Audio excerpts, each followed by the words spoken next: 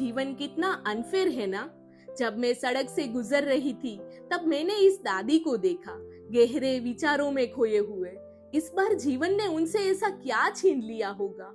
जब मैं उनके घर की टूटी हुई सीढ़ियां चढ़ रही थी तब मुझे उनका दर्द महसूस हो रहा था।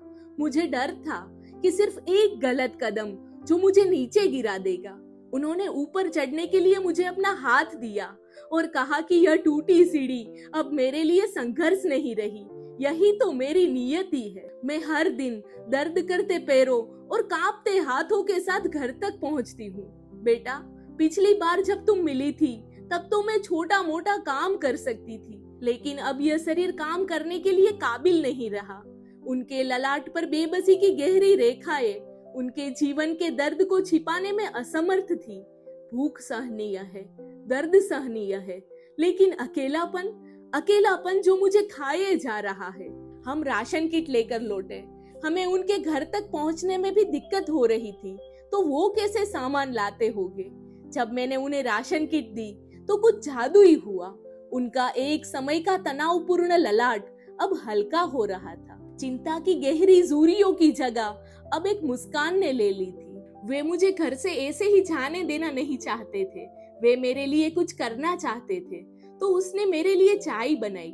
यह है उनका रसोई घर और यह है उनका जीवन। जैसे ही मैंने काली चाय का घूंट लिया, मुझे एहसास हुआ कि काली चाय सिर्फ अमीर लोगों के लिए नहीं है जो इसे अपनी मर्जी से पीते हैं, बल्कि उन लोगों के लिए भी है जिनके पास दूध नहीं है।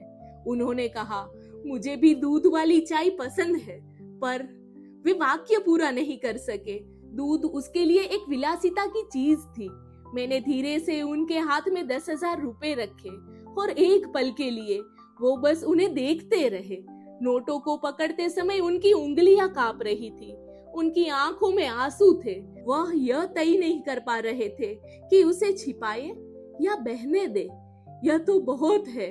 अगर इतना पैसा हो तो मैं खाना, कपड़े और चाय के लिए दूध, सब कुछ संभव है। हमने अलविदा कहा और एक दूसरे के हाथों को चूमते हुए मैंने कहा, कभी भी ऐसा महसूस ना करें कि आप अकेले हैं।